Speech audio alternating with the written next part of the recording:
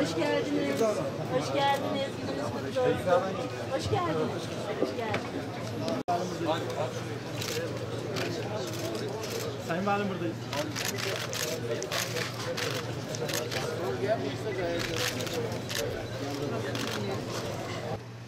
Anadolu medeniyetimizin ekonomik ve kültürel yaşamında mühim bir anlam ihtiva eden ahilik, dürüstlüğün, sevginin, dostluğun, yardımlaşmanın, hoşgörünün, bilginin ve dayanışmanın sanatla birleşimidir.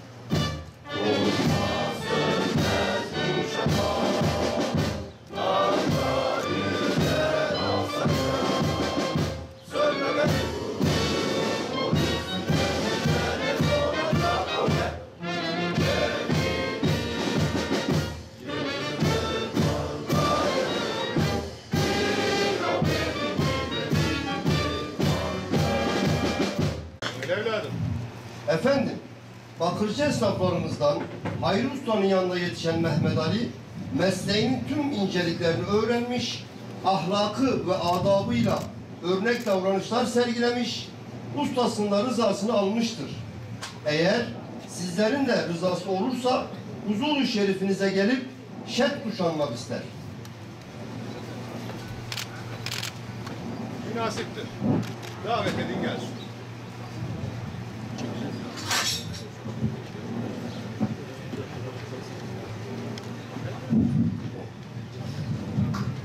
Medar-ı mevcudat, fahri alem, Hazreti Muhammed Mustafa'ya salavat.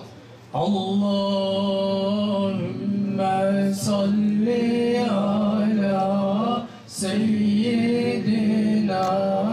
Muhammedin nebiyyil ümmiyi ve ala alihi ve sahbihi ve sellim.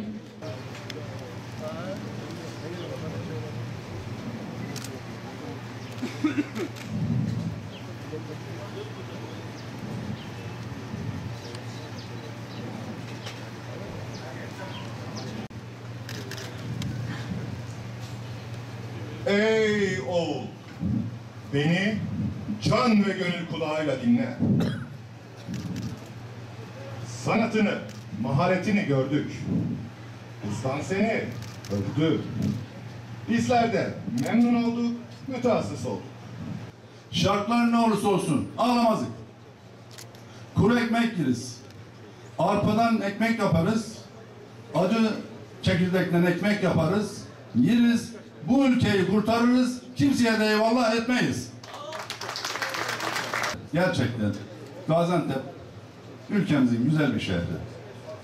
Ne olur bunu kötüye yönlendirmeyelim. Ahi nedir, ahilik nedir deyince yine o kadar güzel mesajlar verildi ki el açık olacak diyor, sofrası açık olacak diyor, kalbi açık olacak diyor. Bir yapacakları var, bir de dikkat etmesi gerekenler var. Diline, eline, beline hakim olacak diyor. Eğer bunlar yapılsa vallahi bugün yaşadığımız sorunların hiçbiri kalmayacak. Bu savaşlar, bu gözyaşları, bu göçler, bu kalbimizdeki fitne, fesat, dedikodu bunların hepsini ayaklarımızın altına almanın yolu ahiliğin felsefesini yaşatmak. İşte o yüzden bugün herhangi bir gün değil. Bugün bir medeniyetimizin, bir tarihimizin, kültürümüzün hatırlanma günü. Eğer bunu hatırlamazsak, eğer bunu yok sayarsak bir kuru dal, bir kuru yaprak rüzgarda nereye gideceği belli olmaz. Savrulur gider. Ama biz büyük milletiz. Savrulamayız. Öncelikle 31.sini kutluyoruz bu yıl. Ahilik haftamız kutlu olsun diyor. Bundan 813 yıl önce ahilik müessesesini, sistemini, öğretisini kuran Ahi Evran Hazretlerinin mekanı cennet olsun. Onun yolunda giden, onun eğitim sürecinde hamken pişen, gönül erinliği makamına erişen ve şu anda toprağın altında bulunan bütün esnaf ve tacirlerimizin de mekanları cennet, ruhları şad olsun diyoruz. Değerli dostlar, çok kadim bir şehir ama kadim bir şehre kalpliğini veren, kalbi olan bir mekandayız şu anda. Almacı Pazarı'ndayız.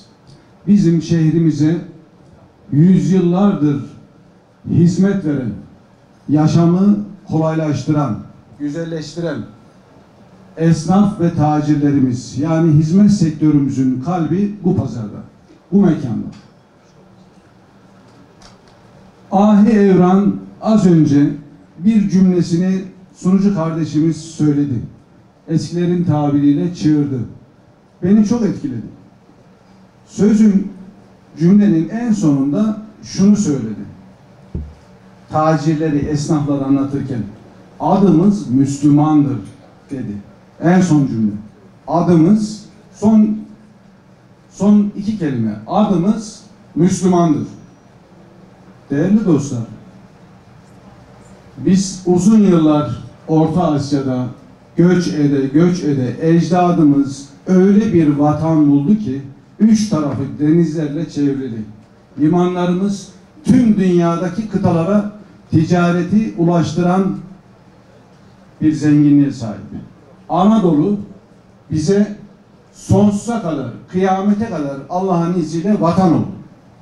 Böyle bir vatanda 813 yıl önce referansı, istikameti İslam olan tacir, esnaf nasıl olmalıyı Ahi Evran Hazretleri gösterdi. Onun yol arkadaşları gösterdi. Nasıl?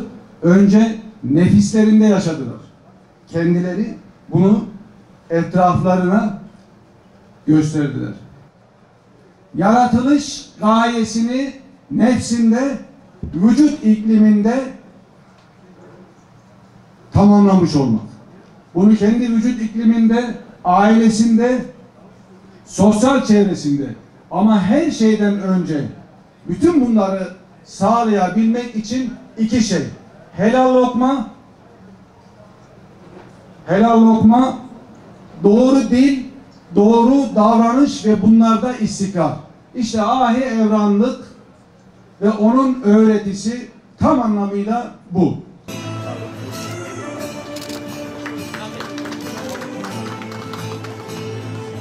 Sayın Valim. Sayın.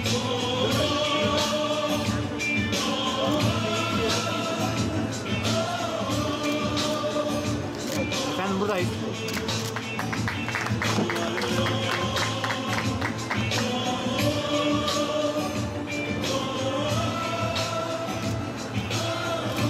Sayın Valim.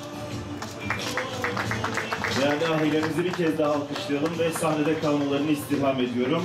İşaret Odası üyesi Sayın İhsan Direkçi'yi alkışlarınızla sahneye davet ediyorum.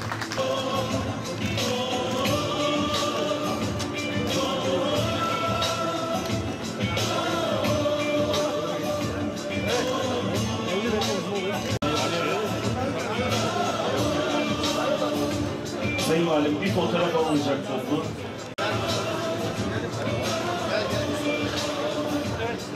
Biraz daha açılabiliriz efendim. Hadi bakalım.